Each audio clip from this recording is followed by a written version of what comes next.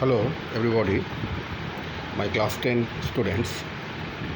So as already you have got your some study material uh, mm, for spectrum topic under physics, along with some question answer as well as assignment question to solve. I would like to brief about the spectrum actually. Okay. In this chapter, you are studying, for example, A part where you are studying that is deviation, dispersion, and spectrum also. Okay. Now, you already know that whenever light actually or a light ray actually travels, okay, from one medium to another, it gets deviated from its path, okay, uh, mm, because of the difference in the speed of the light in the two media, except the angle of incidence when is 0 degree. That means when the light actually falls on its surface perpendicularly or normally. Other than that, whenever any light ray travels from one medium to another medium, at the boundary interface of the two media, you find that it gets deviated. Okay.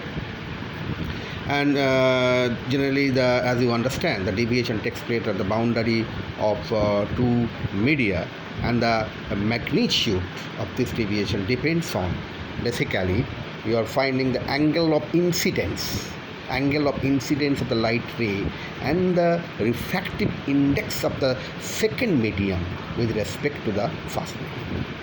Okay. So you understand, therefore, whenever any light ray, for example, if we consider that some cross-section view of prism like A, B, C, and if you consider, suppose PQ ray of light actually obliquely, it strikes at the boundary surface of AB or so, then you understand that it is going along the path PQ, and at the surface AB, whenever it strikes actually, then you find that through a triangular prism ABC, it's deviated by an angle del 1 towards the base BC. It gets deviated by an angle del 1 towards the base BC also, okay, at the first surface AB of the prism, and travels along the path QR inside the prism. Okay. Now here the first deviation, the value del 1, depends on the angle of incidence and the refractive index of the glass with respect to the you are finding the air. Okay. On the striking the second surface AC of the prism, the QR ray inside the prism now gets deviated further by an angle actually del T, by an angle del 2 towards the base BC further, and the emergent rays is going to be along RS. So here you are finding the total deviation is going to be del equal to the del 1 plus del 2. The total deviation is going to be del equal to del 1 plus del 2. As far as the second deviation del 2 is concerned, it depends on actually the angle of the prism. It depends on actually the angle of the prism, because angle of prism here is A, because the angle of incidence on this surface of AC actually depends on the angle of prism A from that point of view. So overall you are finding that the total deviation is going to be del equal to del 1 plus del 2, and this deviation is nothing but that this is the angle between the emergent ray as well as the direction of the incident ray. Okay, and this the total angle of deviation therefore depends on we can summarize on the following three factors. First, as we said earlier, the angle of incidence at the first surface. Okay, and then you can find number 2, that is the angle of prism A, and number 3, as you understand, the refractive index of the material. Okay, the medium actually, that means in this case prism mu, and since the refractive index is also dependent upon the color or the wavelength, so therefore of the light whatever we use, so therefore the angle of deviation depends on the color color or wavelength of the light as well. Okay, so what are the three factors? You are finding that the deviation, total deviation in case of the prism, as per the light ray travels, it depends. It depends. You can find like that the angle of incidence of the first surface, then the angle of prism A, and the refractive index of the material of the prism, and as well as you are finding the color or wavelength of the light. So you can find that as far as the violet light is concerned, you understand that its wavelength is shorter, so therefore the speed is going to be maximum, so the deviation for the violet light, that is in the range of 4000 angstrom, it is going to be maximum. And whereas as far as the red light is concerned, you are finding this wavelength in the range of 8000 angstrom, so longer wavelength, so it is going to deviate least. Okay, so therefore always you remember that. And as far as the dispersion of the white light, because you know the white light is polychromatic in nature. The polychromatic means actually it consists of many colors or the wavelength, and the dispersion of the white light through a prism and the formation of a spectrum, that you already understand also. Okay, suppose if you send any monochromatic light means a light of single wavelength, okay, or single color. That means suppose it may be yellow, it may be red, it may be violet, like that. But so therefore you understand that when any monochromatic light is passing through prism, so naturally it may have deviation, but the question is that it is not going to be exhibit any kind of dispersion or any kind of spectrum. Okay, so rather the dispersion of the white light is possible because it consists of, as you know already, the 7 colors. Okay, it exhibit actually, or the because of different colors and consisting of and different wavelength or so. Okay, and you can find this actually the spectrum you will find on the screen by the dispersion of the white light in the form of Fibgio, that is violet, indigo, blue, green, yellow, orange, and red. So therefore you can define dispersion means the phenomenon of splitting of the light, the phenomenon of the splitting of white light. What I am saying, the phenomenon of splitting of white light into its constituent colors is known as dispersion. Okay, and whereas you can define the spectrum like this, the color band actually what we find after the dispersion of the white light passing through the prism on a screen, this this is known as then the spectrum.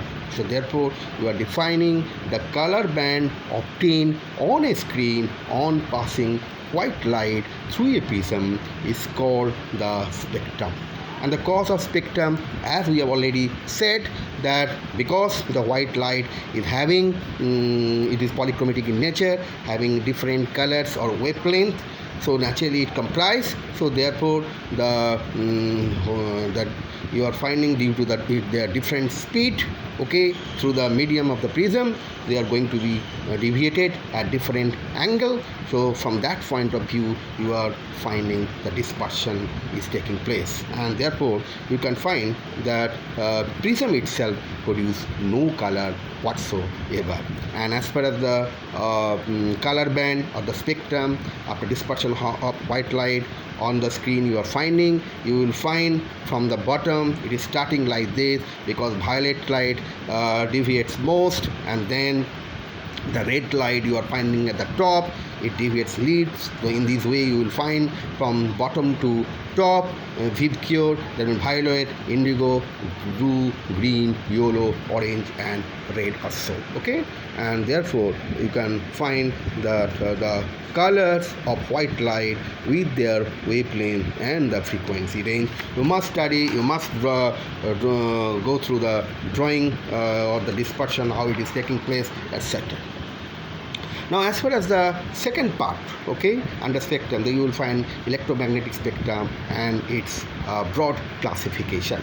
But one thing, the electromagnetic spectrum means you can find that this kind of electromagnetic radiation or the spectrum means the portion of the spectrum, actually just the portion of the spectrum is just beyond the red end is called the infrared spectrum, and while the portion of the spectrum on the just beyond the violet, means before the violet, is called violet spectrum. So therefore you understand that the part of the spectrum beyond the red and the violet ends is called invisible spectrum, okay. So you have understood that okay, what is electromagnetic spectrum. And as you know that electromagnetic radiation means which doesn't require any medium for its propagation, and also, and where you can find the electromagnetic rays or radiation means where both electric field, magnetic field and the direction of the propagation of the waves all are going to be perpendicular to each other also, okay. And nevertheless, as you know, just like sound wave, here also you find the relationship, that is you can find the speed of the electromagnetic radiation or electromagnetic wave or the light wave, that is equal to frequency into wavelength. So here you will find it sees the speed of the light, or you can say that is the or the electromagnetic radiation, rather the light, C equal to, you are finding the frequency into wavelength, okay. And you can find the complete electromagnetic spectrum in the increasing order of the wavelength or the decreasing order of the frequency. I would like to tell you in this context that there is one concept of the photon, that is in terms of the quantum, actually. One quantum means, that is by Planck's constant theory, in the discrete form of the energy, a packet of energy, that is E equal to h nu, where h is the Planck's constant and nu is the frequency, okay. And where suppose, and for the quantum is for the light, it is going to be called as photon, and there also you are finding E equal to h nu, and nu means that is suppose frequency. So here better you understand that is by a representation by f, and that f equal to, you know, that is c by lambda, because you know already c equal to f into lambda. So therefore you are finding that f equal to c by lambda, okay.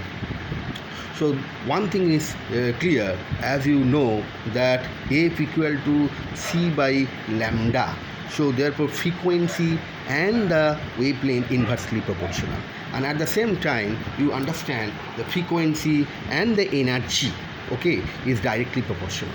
So always you will find the shorter the wavelength, okay, of electromagnetic radiation, higher the frequency, higher the energy. So as you understand that beyond violet, you are saying ultraviolet. The violet, as per the visible range of the spectrum of the light, you know it is between 4,000 angstrom to 8,000 angstrom. And 4,000 angstrom means that is the violet, and 8,000 angstrom means that is the red. That is, both are visible. So now beyond red, that is infrared, it is invisible. And similarly beyond violet, that is ultraviolet, that is also invisible spectrum. So therefore you can find that here the violet is going to be shorter wavelength, so therefore higher frequency, higher energy. So beyond ultraviolet, you are finding it will have the further shorter wavelength and the higher frequency, higher energy.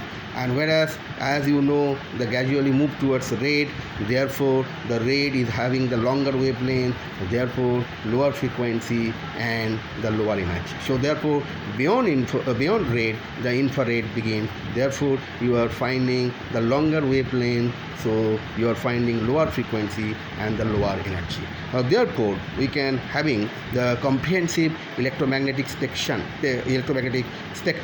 in the increasing order of their wavelength or the decreasing order of their frequency. We can follow like this. Suppose the gamma rays, then X-ray, that means gamma rays is going to have the shortest wavelength, and it is going to have highest frequency and the highest energy. So if we start from the gamma rays, then it is lowering, you are finding the wavelength and the from the after gamma rays, if you move towards like this, suppose X-ray for example, then it is going to have longer wavelength, so naturally shorter frequency and shorter energy. So that means in the increasing order of the wavelength. So you can arrange like this: gamma rays, then X-ray, then ultraviolet rays, then visible light portion, then infrared radiation, then microwaves, and then coming the finally the longest wavelength, radio waves also. So this is overall the concept of the spectrum and the electromagnetic spectrum, electromagnetic radiation. You must study individually for all of this in terms of their characteristics, their application, and etc. Okay, it is very, very important also. And if you have any doubts whatsoever, don't hesitate to ask me. Okay, thank you. That's all.